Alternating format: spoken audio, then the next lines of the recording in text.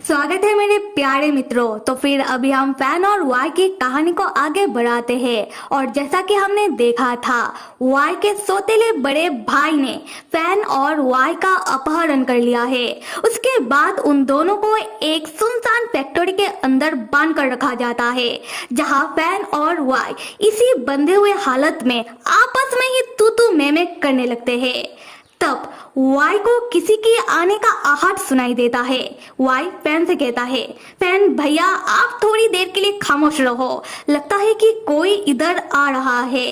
तब हम देखते हैं कि दो गुंडा बदमाश भाई साहब लोग हाथों में डंडा लेकर फैन और वाई के ओर आ रहे होते हैं, जहां एक पूछता है कि इन दोनों में से पहले किसको पीटा जाए।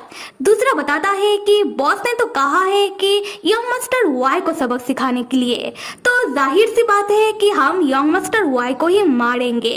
दूसरी तरफ हम फैन को देखते हैं। फैन अपनी और वाई की ओर दो गुंडा बदमाश भाई साहब लोगों को आता हुआ देखकर मन ही मन घबराने लगता है। फिर भी फैन वाई से कहता है, वाई तुम फिक्र मत करो, मैं हूँ तुम्हारे साथ। वाई कहता है कि फैन भैया फिलहाल आप मेरे ऊपर बस एक एहसान करो कि आप फिलहाल मेरे ऊपर कोई भी एहसान मत करो और आप जहाँ हो इधर ही बैठे रहना। अगर आप नहीं चाहते हो कि ये गुंडा बदमाश भाई साहब लोग मिलकर मुझे और ज्यादा पीटे तो। उसके बाद वो दोनों गुंडा बदमाश भाई साहब लोग फैन और वाई के पास आते हैं और वाई को देखकर कहते हैं कि मारो इस यंग मास्टर वाई को। फिर वो दोनों गुंडा भाई साहब वाई को पकड़ के खींच तान कर कोने में ले जाकर पटक देते हैं। ये देखकर फैन चिल्लाने लगता है, वाई तुम लोग वाई को छोड़ो। तब हम वाई को देखते हैं। वाई बहुत ही गुस्से में उठकर खड़ा होता है और उन दोनों गुंडा भाई साहब लोगों की ओर देखकर घूरने लगता है। तब वो दोनों गुंडा भाई साहब वाई से कहते हैं, ऐसे क्या घूर रहे हो यंग मास्टर वाई? आपको क्या लगता है कि आप हमें ऐसे घूरोगे तो हम डर जाएंगे?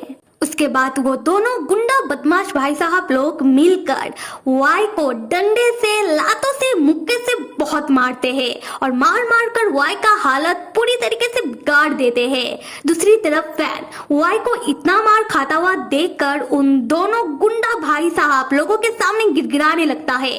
फैन कहता है कि बस करो, और कितना मारोगे वाई को?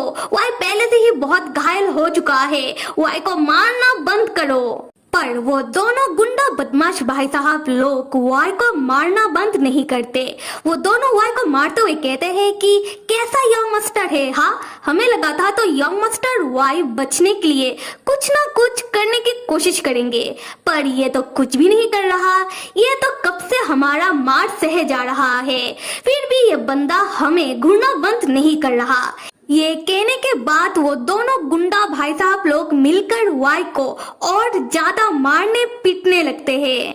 खैर मार खाते हुए जब वाई की आंखें धीरे धीरे करके बंद होने लगती है और वाई पूरी तरीके से घायल होकर जमीन में गिर जाता है, तब वो दोनों गुंडा बदमाश भाई साहब लोग वाई को मारना बंद कर देते हैं और वाई को धमकाते हुए कहते हैं कि खैर फिलहाल के लिए इतना मार काफी है, पर हम कुछ देर बाद फिर से आएंगे और इस बार हम अपने साथ सिर्फ डंडा नहीं अपना बाकी औजार भी लेकर आएंगे।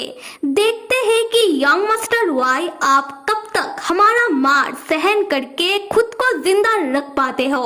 और ये कहने के बाद वो दोनों गुंडा भाई साहब लोग अपना बाकी औजार लेने के लिए उधर से चले जाते हैं और जैसे ही वो दोनों गुंडा भाई साहब लोग चले जाते हैं, फैन तुरंत रेंगता हुआ वाई के पास आता है। तब ज्यादा मार खाने के कारण वाई के मुंह से खून निकल रहा होता है। खैर फैन वाई को पकड़ के बिठाता है और घबराते हुए वाई से पूछता है, वाई क्या तुम ठीक तो हो? वाई क्या तुम्हें ज्यादा दर्द हो रहा है? वाई खांसते हुए फैन से कहता है कि आप फिक्र मत कीजिए, मैं ठीक हूँ, मुझे इतना गहरा चोट नहीं लगा है और ऐसे भी जब मैं फॉरेन कंट्री था मेरे ऊपर ऐसे हमले अक्सर होते रहते थे, मुझे इन सारी चीजों का आदत है। फैन तब अपनी दोनों कांपती हुई हाथों से वाई की गालों को पकड़ता है और वाई की चोटों को देखने लगता है। तब फैन को बहुत बुरा लगने लगता है।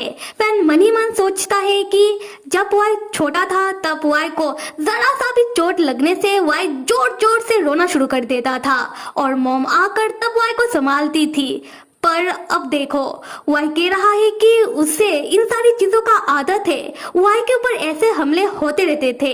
पता नहीं इतने सालों में वाई ने क्या कुछ सहा होगा। वाई तब फैन से कहता है कि अभी सेंटी होने का वक्त नहीं है।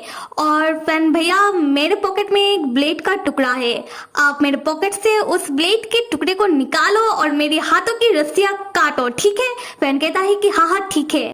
तब फैन जल्दी से वाई की पॉकेट से ब्लेड के टुकड़े को निकालता है और वाई के हाथों की रस्सियां काट देता है, जिससे वाई आजाद हो जाता है। तब फैन भी बहुत खुश होने लगता है कि अब फैन भी इन रस्सियों से आजाद हो जाएगा। फैन तब उस ब्लेड के टुकड़े को वाई को पकड़ाते हुए अपनी दोनों बंधी हुई हाथ वाई के सामने करते हुए वाई से कहता है कि वाई, अब तुम मेरी रस्सियां काटो। पर वाई फैन के हाथों की रस्सियां नहीं काटता, बल्कि वाई फैन को ऐसे बंधा हुआ हालत में गौर से देखने लगता है। फैन तब दोबारा वाई से कहता है कि वाई क्या कर रहे हो, जल्दी से मेरी हाथों की रस्सियां काटो।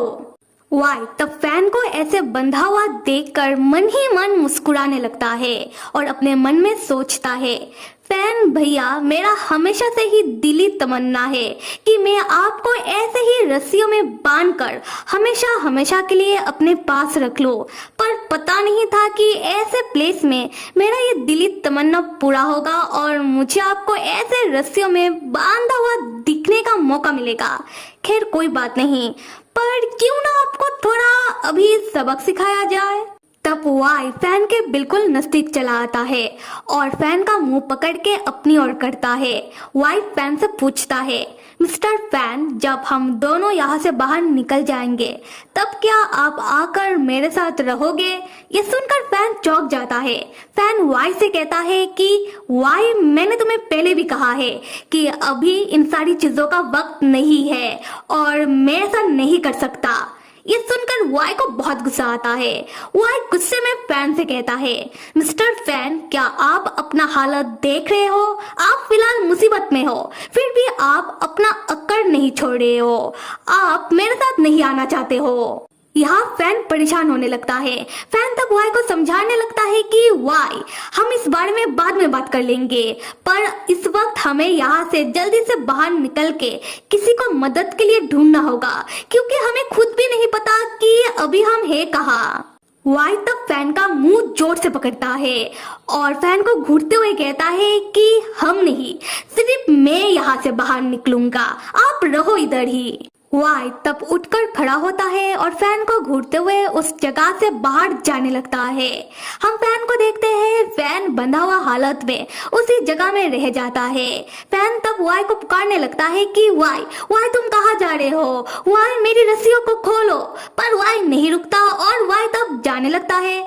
फैन तब अपना बंधा हुआ हाथ वाई के ओर करके वाई को जाता हुआ देखने लगता है और मन ही मन सोचता है कि वाई मुझे ऐसे जगह में अकेला छोड़कर जा रहा है, वाई ऐसा क्यों कर रहा है? तो फिर मेरे प्यारे मित्रों, आप लोगों को क्या लगता है कि वाई फैन के पास वापस लौटकर आएगा? और जानने के लिए till then stay with me and see you.